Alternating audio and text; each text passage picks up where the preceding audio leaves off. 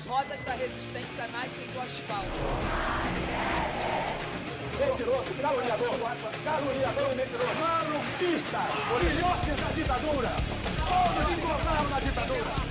Cuba no era el primer país agredido. Cuba no era el primer país en peligro de ser agredido.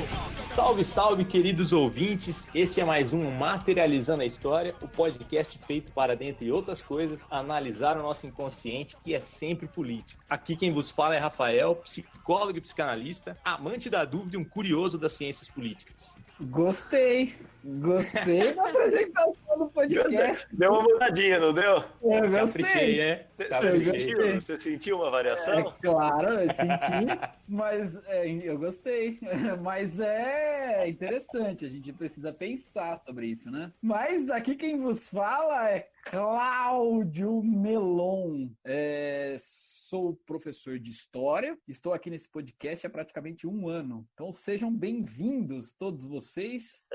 E hoje tem novidade, hein? Hoje tem novidade.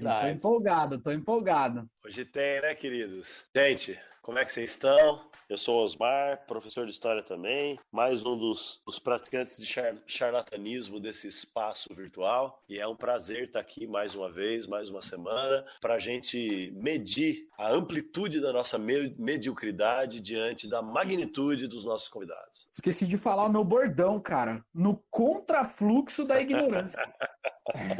Tava sentindo a falta disso aí. E mandar um abraço especial pro Arthur, pro Eric e pro Bruno, que são essa rapaziada aí, companheiros que estão ajudando muito a fazer esse podcast funcionar. Muito obrigado, Arthur, Eric e Bruno. Segundo o Acácio, o nosso penúltimo convidado, os únicos que trabalham, né? Os únicos que trabalham. É uma verdade completa isso. Digo mais, tirando o Bruno, é tudo verdade. Muito bom. Bom, na nossa conversa de hoje, que teremos um convidado especial que logo será apresentado, a gente vai falar de política dos afetos e afetos políticos também, os impactos da fake news no processo psicossocial, dentre outras coisas, né? Mas antes, vamos para o nosso toque da caixinha, os agradecimentos. Vamos lá, Claudinho.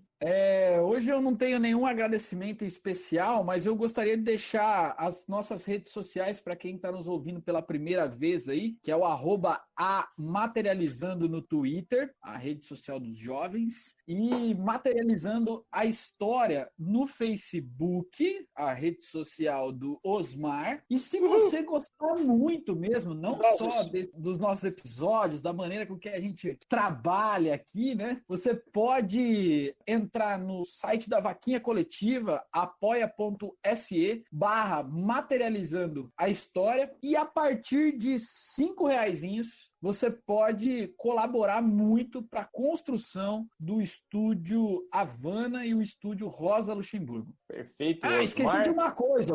Esqueci de uma coisa. Aqui é novidade, né? Manda ver. Nós temos um canal no Telegram agora também, que já tem 37 pessoas. 37 pessoas. Então encontra a gente lá no Telegram, que a gente manda. Às vezes, quando alguém publica um texto, eu replico lá. Quando alguém grava um vídeo, eu replico lá. E também mando sempre os nossos episódios. A minha namorada tá acompanhando, acho que ela tá no grupo Telegram, ela ficou pistola de não ter ganho o manifesto lá do Partido Comunista, que foi sorteado. Eu falei, mas ainda bem que você não ganhou, né? Porque se você ganha, você é minha namorada, o pessoal vai começar a falar que é tudo marmelada, né, mano? Boa. Você tem algum agradecimento aí, Osmar? Eu só queria dizer o seguinte, o Claudinho é um mago das redes sociais, é o nosso grande marqueteiro, e o meu agradecimento hoje é direcionado a vocês, meus amigos. Porque nesse cenário de verdade, nesse cenário de pandemia e tudo que isso representa do ponto de vista material e do ponto de vista humano e de saúde pública, nesse momento de quarentena e tudo que isso significa do ponto de vista psicológico e emocional, grande parte da minha capacidade de manter a sanidade mental tem a ver com o fato de que a gente está se encontrando virtualmente e está gravando esses episódios. Então eu agradeço vocês, primeiro por existirem e segundo por serem meus camaradas na vida e nessa empreitada do Materializando a História. Um beijo pra vocês todos. Corta, Arthur, eu vou chorar, hein? Corta. Eu vou chorar também, Arthur. Sensacional. Muito obrigado por essas... É aquele negócio aqui, que isso, sensacional. Puxa vida. Aí você não sabe se você chama um psiquiatra pra atender o cara ou se você só agradece. Valeu, Osmar, obrigadão.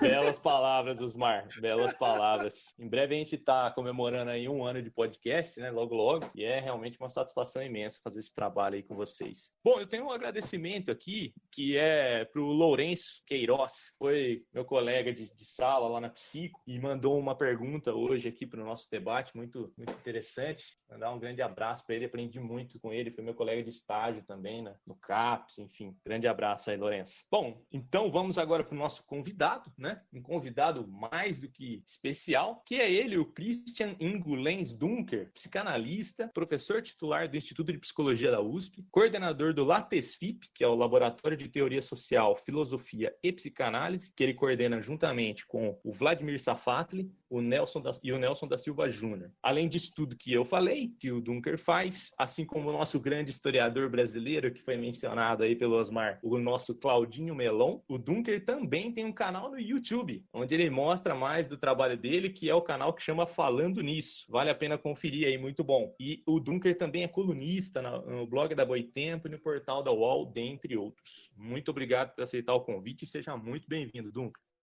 Beleza, tamo junto, vamos lá. Valeu, Gui. Então vamos entrar na parte do debate.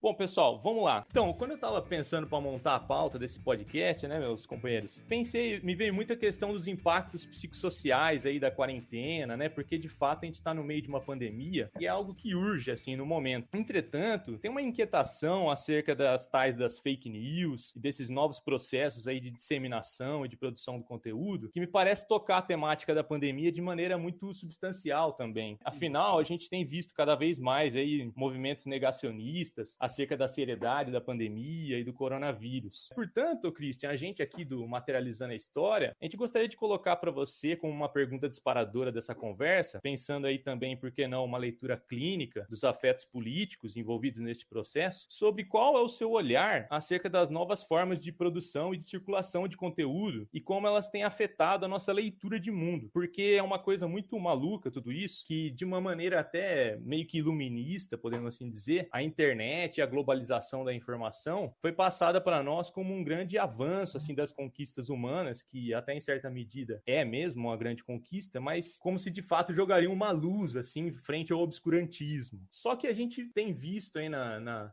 contemporaneidade o surgimento de movimentos negacionistas como o terraplanismo, entre outros fenômenos assim, e também essa questão com o vírus, em específico aqui no Brasil, né, que a gente tem um debate muito grande em relação a isso, as figuras políticas, as lideranças aí entrando nesse processo. Então, como que a gente pode analisar esse processo, Dunker?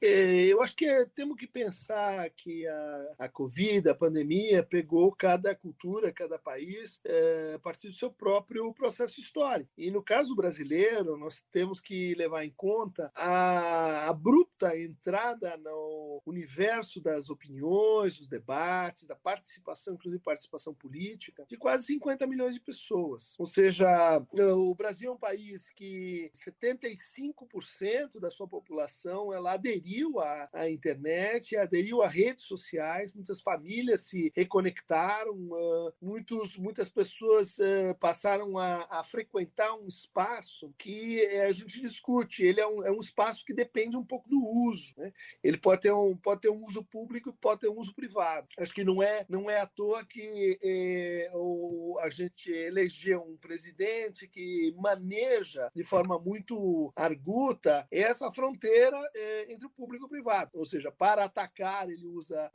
as redes como se fosse privado, e para se defender, eles não, isso aqui é uma coisa pública, ou o contrário. Essa contradança, ela colheu uma parte importante dos brasileiros que não tinham exatamente uma frequência muito constante no debate político, né? Então, o que acontece? A gente teve uma ditadura militar que extinguiu o ensino de filosofia, instituiu o OSPB, Educação Moral e Cívica. Daí a gente tem uma abertura que não fez o balanço muito apropriado disso, não introduziu novas formas assim de pensar a formação política do brasileiro e, por volta de 2010, a gente tem, então, um instrumento que é lançado para as pessoas. Isso gera fake news, mas gera fake news para uma população, vamos dizer assim, relativamente indefesa em relação ao que é guerra de informação, contrariedade entre narrativas, o que é o público e o privado, qual o papel dos jornais, qual o papel das mediações para a produção de notícia, né? Universidades, mas também o ordenamento jurídico, imprensa. Veja que todos esses que têm uma função de zelar pelo espaço público, pelo uso da palavra no espaço público, foram postos imediatamente em suspeito. Por quê? Uma característica das redes sociais é que elas se organizam a modo de comunidades e não de instituições. Então, o que a gente teve? Uma insatisfação com o universo representacional, institucional da política, sentido como opaco, como distante, como incapaz de ler o sofrimento cotidiano das pessoas. E, do outro lado, a ideia de que a gente poderia usar, então, a forma de organização comunitária que a gente tem nas redes sociais como uma alavanca para a destruição do campo político. Foi exatamente isso que aconteceu, na medida que as redes sociais elas permitiram uma alteração e, na verdade, um orquestramento dos afetos na política, né? A produção de retóricas de produção contínua, de inimizades, né? De inimigos que são, vamos dizer assim, demonizados e que, em seguida, a gente mobiliza o ódio, a indignação e o ódio, e depois a gente vai partir para uma retórica da eliminação, né? Que é o que a gente está tendo nesse momento. Ô Christian, parece que nesse cenário o Bolsonaro, ele parece que foi o melhor que conseguiu compreender essa realidade brasileira e captar um sentimento de unidade que a esquerda e a direita tradicional, vamos dizer assim, eles não conseguiram captar. Uma dúvida que eu tenho e que a gente tenta aqui no podcast destrinchar de certa forma é o que o Bolsonaro conseguiu entender e o que ele captou para tornar esse sentimento de unidade tão aflorado e as pessoas estão, por exemplo, dispostas a morrer por ele. Isso é uma fase final, né, de uma identificação de grupo. Se a gente fosse buscar, por exemplo, no Reich, em Psicologia de Massas do Fascismo, em Freud, no seu trabalho sobre Psicologia de Massas e Análise do Eu, ou mesmo do Adorno, da personalidade autoritária, a gente vai encontrar a recorrência, né, de algumas condições para que o fascismo saia da sua condição, vamos dizer assim, de pensamento minoritário, né? Ele mobiliza principalmente aquelas pessoas que vão sendo convencidas da sua própria irrelevância. Ele mobiliza as pessoas que têm uma espécie assim, de aversão à política. Os apolíticos são a presa mais fácil desse discurso. Ele mobiliza, diz o Reich, aqueles que têm pouco apreço pela sua vida e, como metonímia da vida, pela sua relação com os prazeres. Então, você vai ver que esse ataque a formas de sexualidade não hegemônicas, ela faz parte do começo dessa história. Porque você tem que conseguir convencer as pessoas mais ou menos o seguinte: a sua miséria, a sua infelicidade, a sua irrelevância, ela se deve ao fato de que outros roubaram o seu lugar. Outros estão pegando um fragmento da tua satisfação. Outros estão jogando sujo de tal forma que você está nessa condição por causa disso. Para fazer essa manipulação, o Bolsonaro contou ainda com um pacto com a esquerda, com o pensamento crítico, com um certo momento, né, da esquerda, aliás, que entrou um pouco tarde, um pouco lenta no universo das redes sociais, no universo digital, né, e que entrou, de certa forma, sancionando um afeto de base para a conversa, que é a culpa. Então, fazer política passou, a partir de certo momento no Brasil, ter a voz hegemônica para designar quem é o culpado. Seja a culpa no outro, seja a culpa em si mesmo.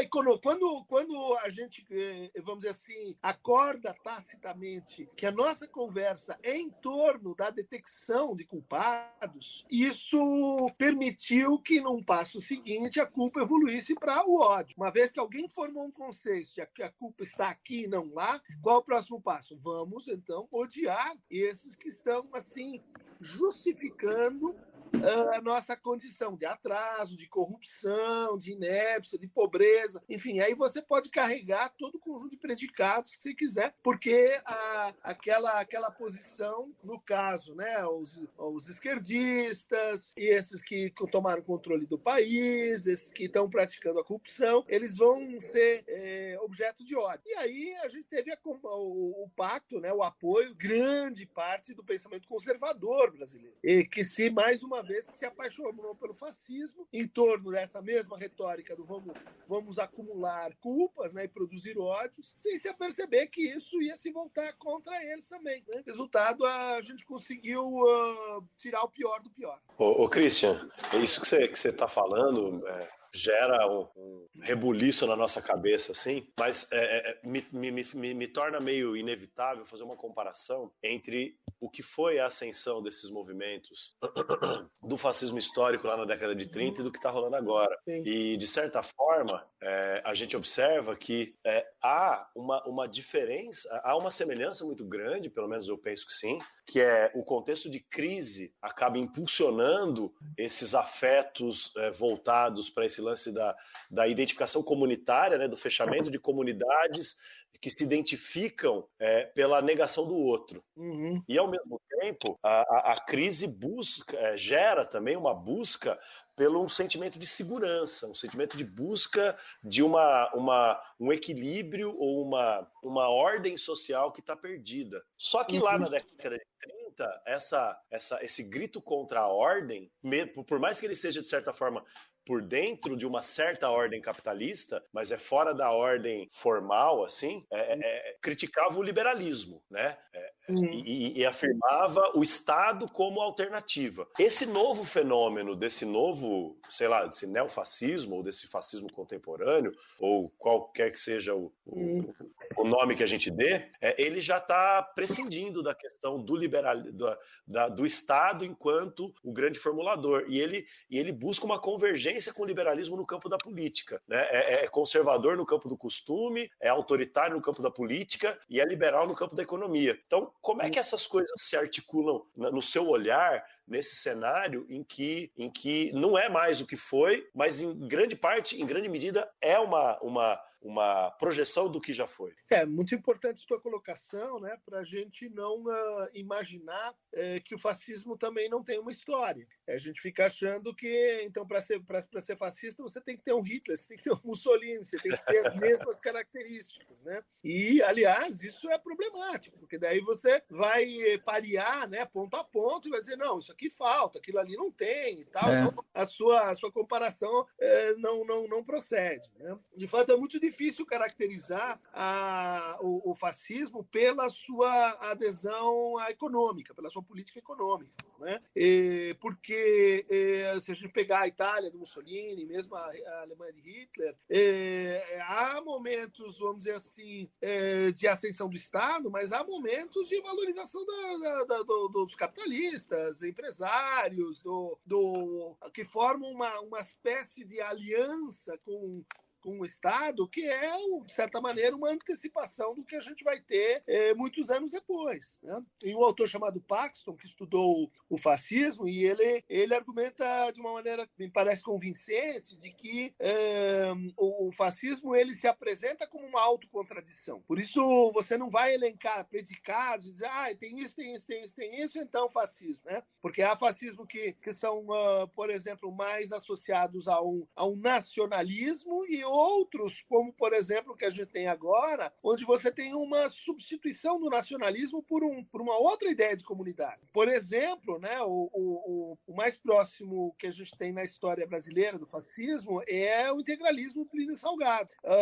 Poucas pessoas vão lembrar que é o integralismo de natureza religiosa, né? Que tem um fundamento, vamos dizer assim, para a organização do que é a nação na religião, não na raça, por exemplo. Então, a gente podia dizer assim, o neoliberalismo contemporâneo, ele faz associações com práticas fascistas, como, por exemplo, na África do Sul, do apartheid.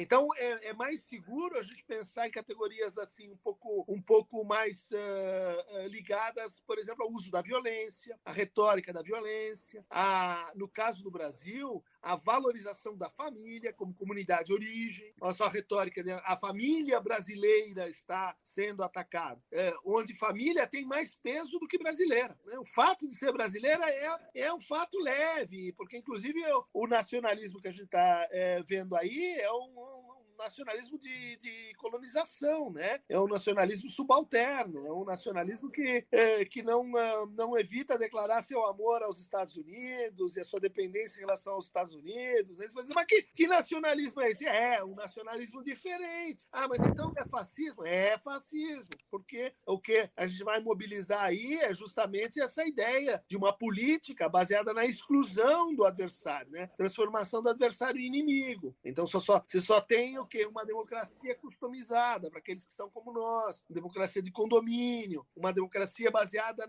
vamos dizer assim, no eliciamento constante para uma certa mobilização. Isso é um traço que você vai dizer, vai estar lá nos fascismos históricos, mas vai estar no fascismo contemporâneo, né? Quer dizer, do Bolsonaro, com a Sarah Winter, com essa nova forma de mobilização, que é a mobilização digital, né? E, no fundo, o bolsonarismo ultrapassa o próprio Bolsonaro, né? Ele é um efeito dessa novo tipo de organização das massas digitais, que elegeram um tirano que podia eleger, estava mais proximamente disponível. Agora, por exemplo, quando a gente pensa, né, nos afetos como moldura para a política, a gente vai ver que o ressentimento é o ponto fundamental de aglutinação, né?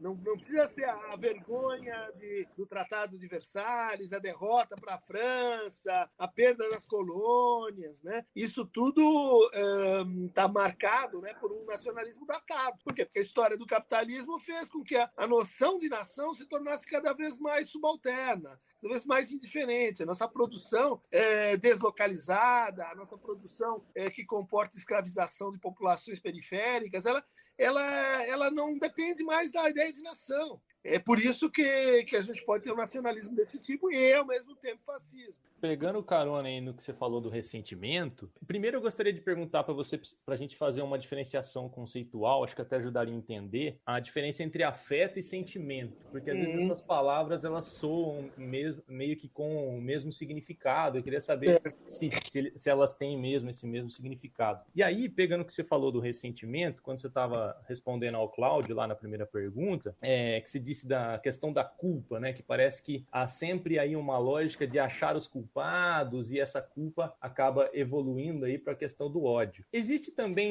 não sei se eu me lembro bem, assim, a noção de culpa, ela é um afeto civilizatório no Freud também, sim, principalmente no Totem e Tabu. Como a gente, pensando aí que você falou, as comunidades digitais, essa nova mobilização aí de massas, como pensar esse afeto da culpa, elaborar esse afeto, vamos pensar assim, psicanaliticamente, sem cair no ressentimento, de modo que seja assim, dê um salto qualitativo aí, para não cair sempre nessa repetição do ressentimento. Boa colocação, né? Vamos pensar assim, né? Para a psicanálise só tem um afeto e é a angústia, os outros são mentirosos. Então, no fundo, se a gente olhar o afeto como angústia, a gente vai ver que ele é a expressão mais básica da nossa reação, né? Da nossa capacidade de ser afetado pela experiência de desamparo, de perigo, de impotência, de incapacidade de sozinho se sobreviver. Então, o afeto, vamos dizer assim, tem que ver com o plano de recepção, né? O plano de sensibilidade. O plano de como a gente, assim, é tocado pelo mundo. Em segundo lugar, a gente tem o quê? O que você faz com aquilo que te impressiona desde o outro e desde o mundo. Isso a gente poderia chamar de emoções, né? As emoções são 6. Alegria, tristeza, medo, raiva, nojo e surpresa. Né? Não, elas foram descritas lá pelo Darwin, elas são um padrão de resposta mais ou menos transcultural. Né? Então, o que a gente tem? A gente tem muito extensa capacidade de afetação. Por exemplo, a indiferença é a nossa redução da capacidade de afetação. A possibilidade de viver e experimentar fortes doses de angústia vem junto com o quê? Com o incremento da nossa capacidade de afetação. O que são os antidepressivos? Eles são uma maneira química de reduzir a nossa afetação. O que a gente pode fazer quando a gente está sendo muito afetado? A gente pode inibir o desenvolvimento dos nossos afetos. Então, a gente pode se tornar mais assim indiferente, a gente pode recuar diante do objeto, do outro, a gente pode se inibir em relação à procura do prazer. E aí vai se formando essa ideia de uma ética, né? uma resposta moral baseada na fuga do desprazer mais do que na procura do prazer. Essa é uma primeira divisão que vai acontecer lá no Freud. Bom, a gente tem então o afeto, a gente tem as emoções, né? Então, quando a gente fala no ódio, por exemplo, é uma forte emoção. E a gente tem uma terceira noção, que é a partilha social dos afetos. E aí, a isso a gente pode usar com mais propriedade a noção de sentimento, né? Então, sentimentos são sociais. Eles são como a gente divide, como a gente torna comum essa rede de afetação que é, no extremo, absolutamente individual. E a gente pode imaginar, então, os sentimentos, eles são uma espécie de negociação. Eles envolvem como as narrativas se apresentam, como a gente reconhece ou não reconhece um determinado ato como dotado de moralidade, né? Há uma política dos sentimentos, assim como uma partilha, né, do sensível, como falou lá o Jacques Rancière. Bom, a gente pode falar, por exemplo, em sentimento de realidade, a gente pode falar em sentimento de familiaridade, a gente pode falar do tempo, né, da experiência do tempo como um sentimento, né?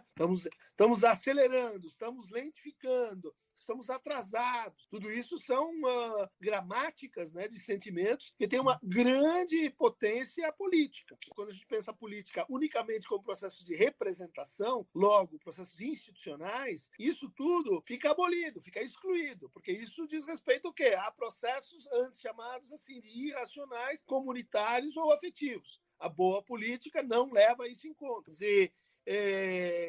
Assim como o princípio político da representação começa a se desgastar, a noção de afetos na política começa a se tornar mais e mais importante. Não sei se aclarei aí a tua consideração sobre o conceito, né? Sim, clareia sim. E agora, assim, a questão do ressentimento e da culpa nos dias de hoje. Tá. Então, o ressentimento é um afeto social, né? Portanto, um sentimento, né? E que, o diagnóstico foi bem feito pelo Nietzsche, Deleuze, né? Que voltam nessa ideia de que é como se fosse um sentimento que não passa, um sentimento que se repete. Logo, uma história que não é propriamente história, que é mito, que é circularidade, que é repetição, né? E que funciona como uma espécie assim, de recuo e de defesa contra o desejo. O ressentido, no fundo, ele está dizendo o seguinte: o outro é muito poderoso. O outro é muito gigante. E eu, diante dele, nada posso. Quem é que argumentou isso em termos políticos? Foi Hobbes, né? Então, entrega toda a sua liberdade para esse outro, porque ele vai te proteger. Entrega toda a liberdade para o outro, porque você tem que se entender como um ser de violência, de luta de todos contra todos. E que, sozinho, então, está completamente fragilizado. Bom, essa ideia do ressentimento, ela é muito parceira, né, desses afetos que tem, para o Freud, uma função de inibição. Você mencionou aí, né? A culpa, a inveja e o nojo. A culpa, a vergonha e o nojo. São afetos que se referem ao quê? A processos de interiorização da lei. Quando eu não vejo mais a lei como figurada pelo seu representante, né, pelo policial, pelo professor, mas eu faço minha a lei. E por isso eu a respeito, e quando eu a transgrido, eu sinto culpa, vergonha ou então nojo. Veja, que são afetos inibidores. O que a gente tem na história da modernidade dignidade, né? E talvez antes disso, com a invenção cristã da retórica da confissão e da carta. A ideia de que você pode criar certos afetos para suprimi-los. Então você cria o afeto de culpa, você faz as pessoas falarem da sexualidade, você diz, olha, existem faces ocultas de você, existem sempre pensamentos que você ainda não descobriu, mas que são contrários à lei, e nisso vão ganhar sempre, porque nossa interiorização da lei é sempre parcial e precária, né? Ou insuficiente. Resultado, né? Você pode eliciar um sentimento de culpa, porque quando você faz isso, você convoca ao mesmo tempo quem? O autor da lei. Aquele que estaria, por exemplo, o padre, né? Aquele que está numa autoridade para o quê? Te desculpar. Então, quanto mais você melancoliza a população, quanto mais você diz para a população tudo isso que está acontecendo com vocês, né? Pauperização, falta de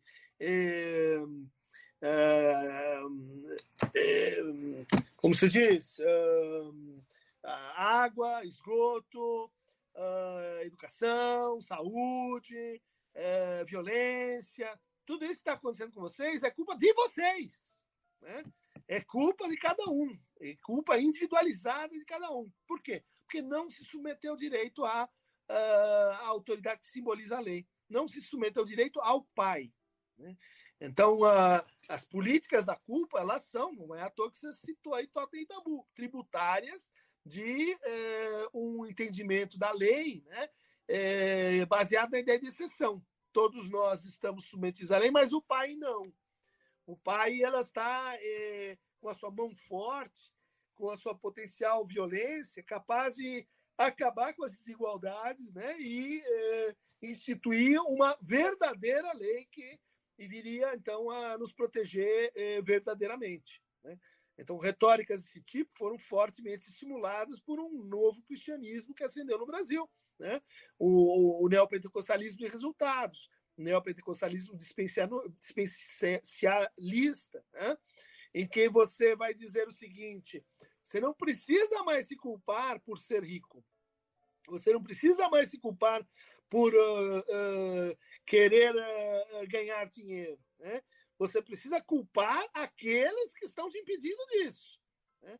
É uma reversão, mas você permanece no mesmo afeto, né? Qual é o salto, né? Ou o deslocamento que seria importante fazer aqui, né? Para a gente sair desse afeto regressivo, né? Porque, inclusive, ele é um afeto que já não era o dominante na nossa moralidade. Se a gente pensar, as formas de subjetividade mais contemporâneas, elas vão se reger muito mais pela vergonha do que pela culpa. A culpa é coisa, vamos dizer assim, de moralidade mais antiga, né? Bom, resultado, como é que você supera isso? Tem que substituir a culpa pela responsabilidade, né? E a responsabilidade pela implicação.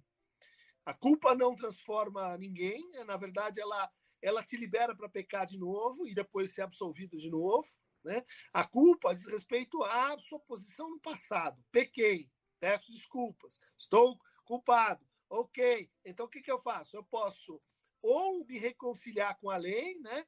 E fazer uma nova promessa, ou então me atacar, né? Me vilipendiar, né? Fazer chibata sobre mim, voltar a culpa sobre mim, que é o que o neoliberalismo faz no trabalho, né?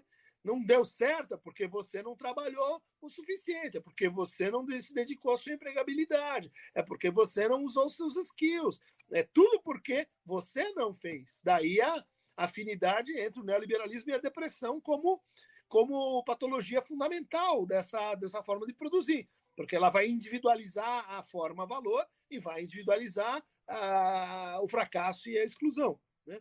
Bom, se a culpa está ligada ao passado, a responsabilidade está ligada ao presente, né? Quer dizer, se há uma desigualdade, se há uma iniquidade, a questão é como responder por isso. Como responder por isso coletivamente, como responder por isso individualmente, né? Então, a responsabilidade ela já introduz essa outra noção que é de que a nossa responsabilidade ela forma uma rede, É uma rede de responsabilidades, onde cada qual tem a sua parcela, tem o seu ponto, tem a sua possibilidade de concorrer para a produção do conjunto, né?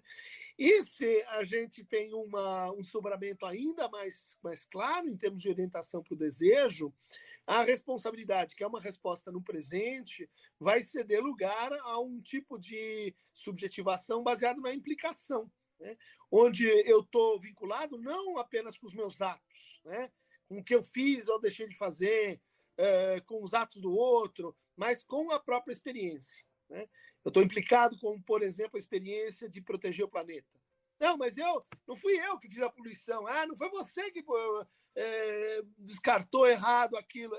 Todos nós estamos ligados com essa experiência que produz uma relação de implicação, cuja característica é que ela não é condicional e nem subordinativa, né? Em geral, o culpado ele se relaciona com o seu ato dizendo o seguinte: em nome do que eu tenho que fazer isso? Em nome de quê? Me dê esperança, me dê motivo. Vamos dizer, eu acho que é o Tim Maia, né?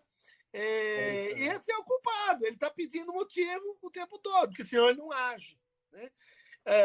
O sujeito que saiu da culpa, ele diz assim: olha, eu tenho que agir porque eu tenho que agir, tenho um dever, sei lá, sou kantiano, eu sei que as coisas certas são assim, é dessa forma que eu penso, né?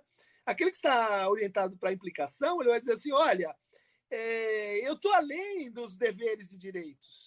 Essa conversa não é sobre um contrato entre pessoas iguais que estão querendo chegar num ponto e, portanto, são responsáveis diante da lei. Eu estou interessado num outro mundo. Eu estou interessado em produzir algo para o qual eu não preciso de esperança para me comprometer, né? Aí é difícil. A gente quer uma política desse tipo. A gente não quer uma política baseada na esperança e na promessa, né? A gente não quer uma política baseada na culpa. Mas como é que vai fazer para reverter esse quadro depois que, enfim, a catástrofe já se abateu, né? Christian, você estava falando antes, acho que para o Osmar, eu fiquei lembrando, né? Eu e o Osmar, a gente é professor de história. E acho que uma das graves problematizações, às vezes, quando a gente vai explicar sobre o nazismo, é classificar o Hitler, né, ou então o fascismo do Mussolini, como essas pessoas fossem loucas, né? Como se elas tivessem, como se fosse um comportamento individual, assim, sabe? Não fosse uma série de fatores e tal. Isso é recorrente, é perigoso, né, Claudinho? Isso, muito. E isso é muito recorrente na nossa área. A gente vê isso tranquilamente. E os filmes acabam estimulando isso também. A gente vê os documentários. Também com o Bolsonaro, né, Claudinho? Falar que o Bolsonaro é louco e tal. Exatamente. E aí parece que há até uma racionalidade das instituições que parece que elas controlarão essa gente, né? Então, tipo, você acha, ele é louco, mas a hora que ele chegar lá, ele não vai dar conta, né? As pessoas vão controlar ele e tal. E eu acho que ele até, eu não sei se ele faz isso, mas eu acho que até a retórica dele é meio nesse sentido também, para alimentar um pouco esse discurso dessas pessoas. Mas, enfim, quando você foi falando também do lance do sentimento de comunidade, eu acho que a gente tem uma tarefa interessante também para fazer, né? Porque aqui no Brasil, se a gente pensar o fascismo, né, a gente está numa condição muito diferente do que aconteceu na Europa mesmo, principalmente porque a gente está na periferia do capitalismo. E aqui a violência é praxe. Mas, afinal, isso aí era só um comentário. Eu queria fazer uma pergunta, e isso me incomoda há um tempo e acho que eu posso me aproveitar de você aí, do seu conhecimento. Que é, Christian, por que será que as pessoas, elas conseguem compreender melhor, eu acho, o fim do mundo do que o fim do capitalismo? Porque as pessoas, você conversa com as pessoas, tipo, elas parecem que tá, beleza, então acho que se o mundo se acabar, se a gente tiver muita poluição, né, o consumo for elevadíssimo, então no futuro vai acabar o mundo. Mas em nenhum momento existe um senso, existe um debate de ideias, fala assim, não, peraí, o problema, ele é histórico, então se o problema é histórico, por que a gente não pode articular e mudar esse rumo da história? Então, acho que a primeira consideração se liga com a segunda, né? Você parece estar dizendo assim, existe uma loucura consagrada, um delírio incorrigível, que é essa convicção de que nenhum outro mundo é possível senão um mundo regido pelas regras do capitalismo. Como se afrontar isso fosse, como alguns dizem, né, o pensamento de esquerda, no fundo, é um pensamento de pessoas que têm uma patologia mental. Elas não entenderam como são as coisas, elas ainda não cresceram, elas são infantis, né? O Christian, o lance até do utópico virar meio que algo que é exclusivamente imaginário e está fora totalmente do alcance das pessoas, como se fosse um mundo de fadas, né? Olha, em parte, isso se deve ao próprio processo ideológico e seu fechamento. Ele vai sempre tender a um processo que a gente vê na psicopatologia, né? Que é assim, as loucuras tendem a criar as suas próprias condições de possibilidade de confirmação. Então, vamos dizer, se eu começo a achar que você está me perseguindo, eu tô vendo, esse negócio aí tá muito branco, tá dando risinho, olha lá, um risinho para mim, eu tô vendo, tá tirando sal de mim. Se eu começar a te tratar assim, daqui a pouco você vai ficar meio bravo comigo e eu vou falar, ó, tá vendo como você tá me perseguindo? Né? Quer dizer, isso acontece com todas as patologias e, vamos dizer assim, tende a acontecer com a patologia delirante do capitalismo. Como é que ela, vamos dizer assim, consegue permanecer idêntica a si mesma ao longo do tempo e, ao mesmo tempo, se transformar? Mais ou menos como as alucinações, né? Que a pessoa vê aquela mesma criança durante anos e anos e ela não se dá conta que aquela criança não cresce porque ela está vendo coisas, né? Mas esse clique não é fácil. Isso acontece em grande medida, ou também, né, porque as transformações que ocorreram a partir das lutas de esquerda ou das lutas progressistas, elas passam a ser naturalizadas como ganhos do capitalismo. Então, tem uma colocação que eu acho muito legal do Antônio Cândido, né? Sempre que me perguntam qual é a sua posição política, eu digo, vai ler, porque o Antônio Cândido definiu a minha posição política. Ele diz assim, olha, se não fosse o socialismo, a gente não teria férias, não teria 13º, não teria seguro-saúde, nós estaríamos ainda trabalhando 24 horas por dia, nós estaríamos matando as pessoas como escravos, nós não teríamos todo o universo, vamos dizer assim, de benfeitorias que foram conquistados pelas lutas. As mulheres não votariam, os negros estariam de novo na senzala. Tudo isso foi uma conquista de quem? Sim. Quem foi o desenvolvimento natural da espécie. Não. É preciso nomear, né, Christian? Acho que nomear é importante, né? Mas aí eu vejo também que há um certo problema com a retórica da esquerda, que ela tende a desconsiderar essas conquistas. Em nome de, olha, nós não chegamos a uma transformação mais radical, né? Nós queremos mais. Muito bem, muito legal, né? Nós queremos uma revolução, queremos uma transformação que acabe de vez com essa forma de organizar a produção. E com isso, a gente acaba deixando de lado que existe uma marcha, né, uma marcha histórica, que vem desde a invenção da ideia de democracia e que passa por, sei lá, democracia cristã, que passa pelo socialismo, pelo comunismo, que passa por muita gente, que passa realmente por desejos desejados que há muitos estão fazendo parte da história. Mas não, né, de certa maneira, o capitalismo conseguiu produzir uma história de si mesmo que tem sido muito eficaz, né?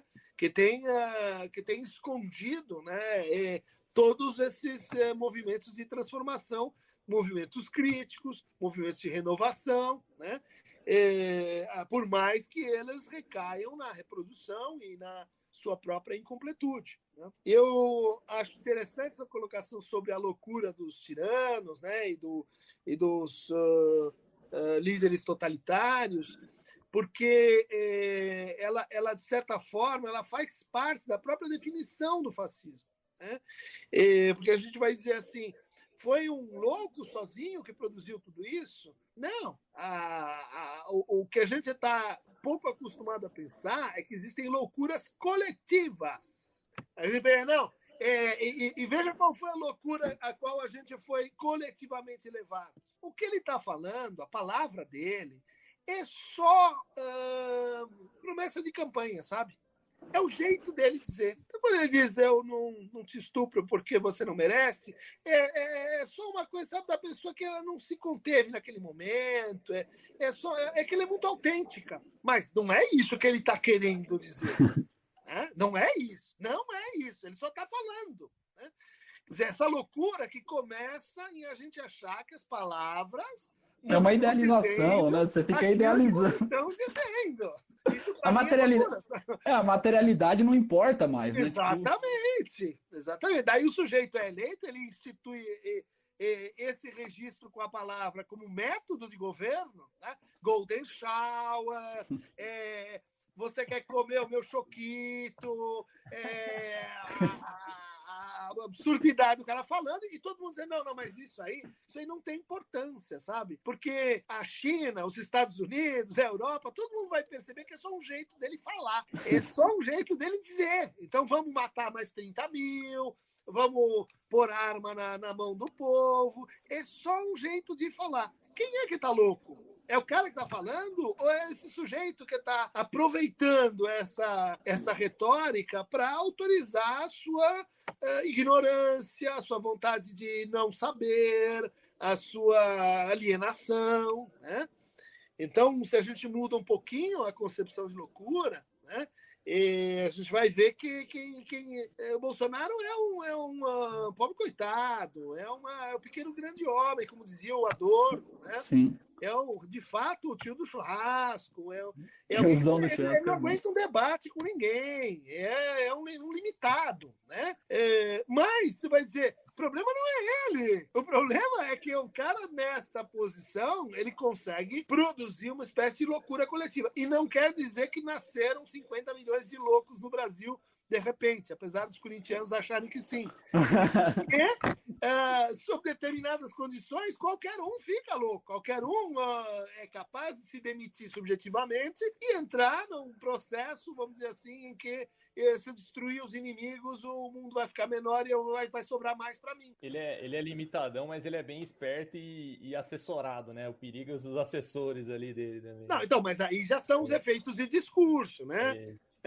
Então, o espertalhão diz, eu não estou votando nele, estou votando no Guedes, né? Porque o Guedes vai ter as ideias ótimas e tal, e daí o Guedes vai controlar ele, o posto Ipiranga, né? Ele falou que ele vai fazer o que ele quiser na economia. Idiota, né?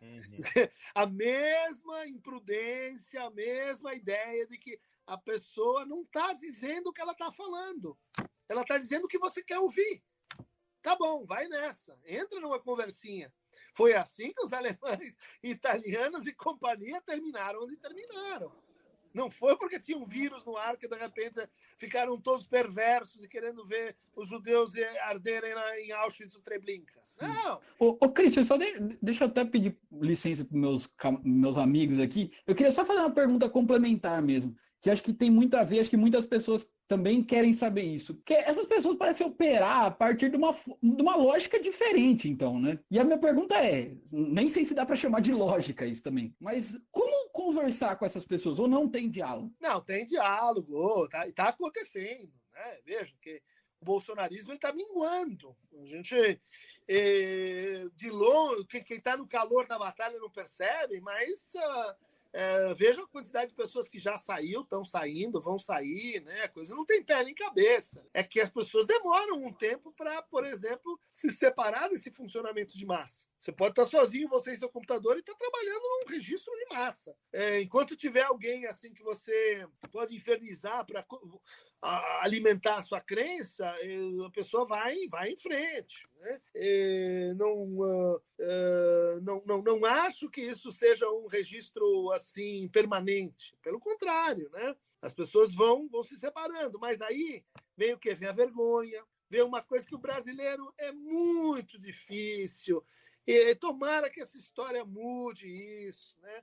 O brasileiro não consegue pedir desculpa, dizer, olha, errei, fui enganado, é ruim, mas vamos em frente, meu erro me faz aprender alguma coisa, desculpa. Não, qualquer advogado vai dizer para você, negue até o fim, porque o processo, caramba, vai e fala que não, vai e fala que não. Caramba, isso não ajuda a gente ter processo de transformação. Porque isso é super importante.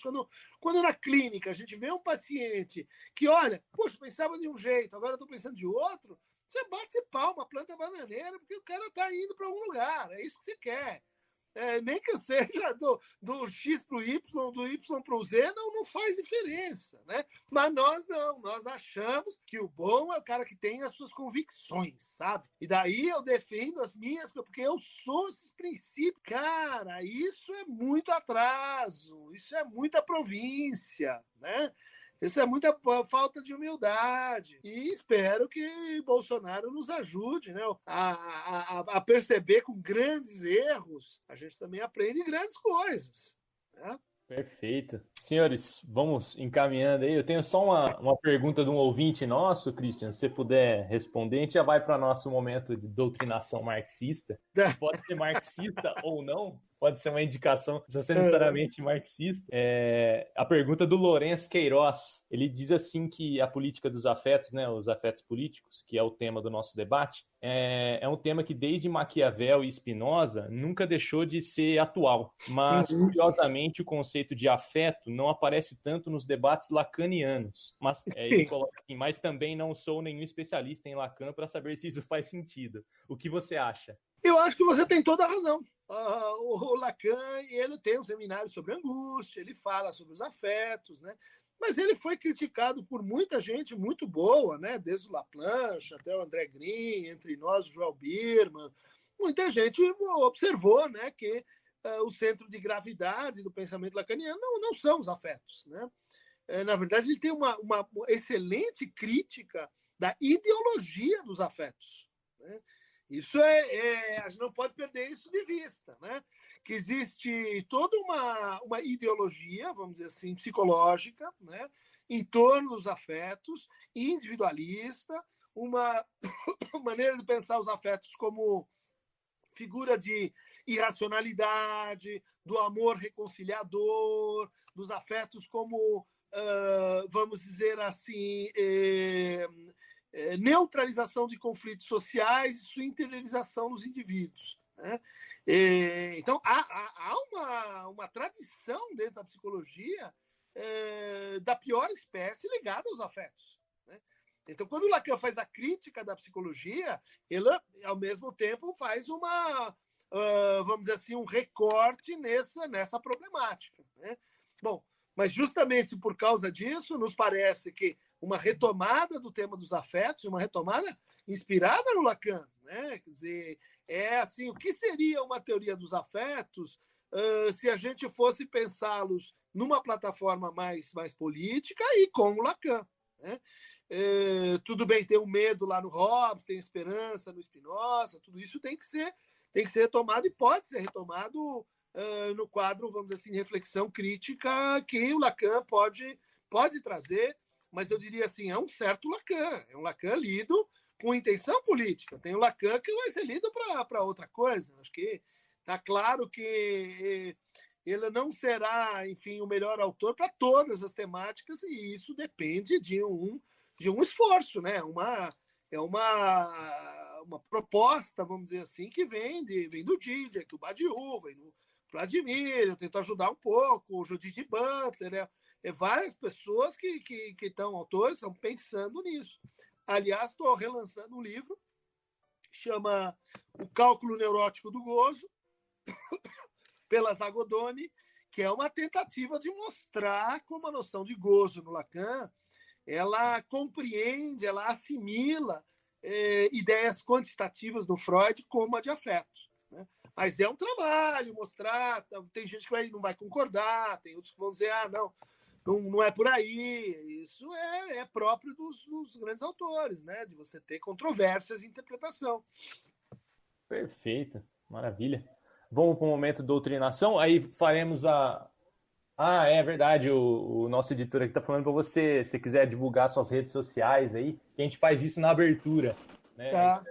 Não, só quem quiser discutir mais política, psicanálise, tem esse meu canal no YouTube, chama Falando Nisso, e a gente publica temas que talvez possam interessar aí o pessoal do materialismo histórico, do materialismo dialético, daqueles que estão querendo reconstruir o materialismo histórico, daqueles que participam vamos dizer assim, do materialismo transcendental, como Adrian Johnson, esses que estão pensando novas teorias da causalidade, né? Vem para lá que a gente está discutindo essas coisas. E queria deixar também um filme para vocês, acho que muita gente já viu. Vocês me corrigem se eu estou falando o nome errado, mas é o filme do Ken Loach. Na verdade, é a obra do Ken Loach, que é pouco divulgada no Brasil, mas que é sempre uma reflexão sobre trabalho e subjetividade, né? E esse filme que chama Você Não Está Mais Conosco, né? Você Não Trabalha Mais Conosco, que é sobre um sujeito que se engaja como precariado, né? Na entrega de pacotes na Inglaterra, né? E mostrando exatamente como funciona, né? Vale para os nossos entregadores de rap. O cara da van, né? O cara que dirige a van. Isso. Chama Você Não Está Mais Conosco, você não trabalha. Infelizmente, você não trabalha mais conosco. É um título assim, né? Legal. Tá legal? Dentro do canal seu, Falando Nisso, tem o Desejo em Cena, né? Que você comenta alguns filmes, né? Fala sobre cinema, psicanálise, política também. Falo sobre Bolsonaro, sobre o PT. Falo sobre aquele Olavo de Carvalho. Deu uma briga boa, hein, Cristiano? Briga boa. Cara. Estouramos a pipoca só e ficamos vendo. É legal.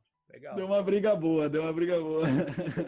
Mas ele perdeu no fim. Claro. Nocaute. Chupa que é de uva, senta que Mas ele não vai aceitar nunca. Ele nem fala disso. Verdade. E eu queria fazer muitas outras perguntas, acredito que os nossos... eu também. Os problemas técnicos aí abreviaram um pouco, os problemas técnicos do início abreviaram um pouco o nosso tempo, mas aí, quem sabe, uma conversa futura, né? A gente consiga explorar mais.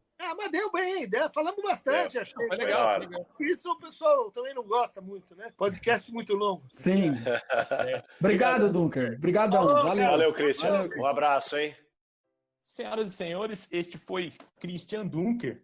E agora vamos para as indicações de doutrinação marxista aqui, minha e dos meus companheiros. Vou colocar aqui como indicação um vídeo no YouTube, que é do Café Filosófico, chama Afeto, Psicanálise e Política, com a Maria Rita Kell e o Vladimir Safatli. Eu acho que é uma discussão muito pertinente com tudo isso que a gente levantou aqui no debate.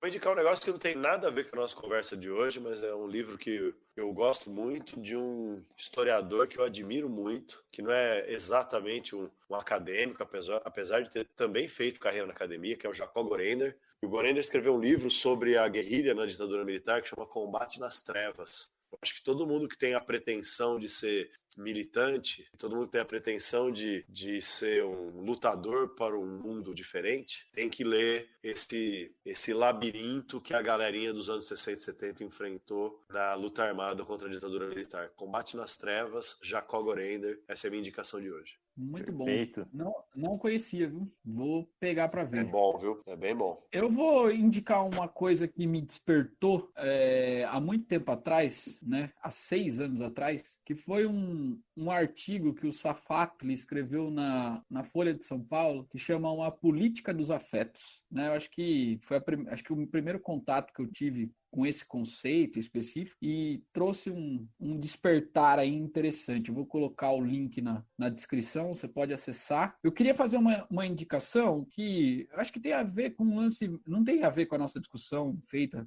com o Dunker aqui, mas tem a ver com um lance de memória, com um lance de psicologia e tal, que é um novo filme do Spike Lee que está disponível na Netflix, que acho que traduzido para o português ficou Destacamento Blood. Vale muito a pena, que é uma trama que conta o retorno de um grupo de veteranos da guerra do Vietnã ao Vietnã, e é muito louco como que eles resolvem alguns problemas interessantes. Eu queria também fazer um alto jabá, olha só, indicar um canal esse é o que eu tenho... que eu conheço, rapaz. Lógico. Sim. Indicar um canal que eu tenho no YouTube, que você pode acessar. Estou produzindo alguns vídeos lá, curtos, inclusive. E tem também minhas aulas, mas essas são as menos interessantes. Os vídeos curtos são mais interessantes. Você pode acessar com o meu nome mesmo, Cláudio Melon. E se inscrever lá, compartilhar, se você curtir, me xingar se quiser, vale tudo. Cláudio? Ou... É Cláudio. Cláudio com acento no A. A galera põe acento no U também, mas é Cláudio com acento no A. Perfeito, maravilha. É mas isso, senhores. O do meio ou do final? Ai, acaba minha missa, eu encerro por aqui, gente. Estamos todos contemplados depois dessa. Muito contemplado. Pessoal, esse foi mais um aí Materializando a História. Agradecendo novamente aí ao Dunker, agradecendo você que aguentou a gente até esse momento. Muito obrigado pela compreensão, pelo carinho, pelo apoio. Vocês querem dar um tchau final aí, senhores? Tchau, gente. Um abraço para todos vocês. Obrigado. Valeu, gente. Abração. Muito obrigado pela paciência, pelo carinho. Até a próxima. Valeu, Arthur. Valeu, galera. Grande abraço. Até a próxima. Beijão, galera.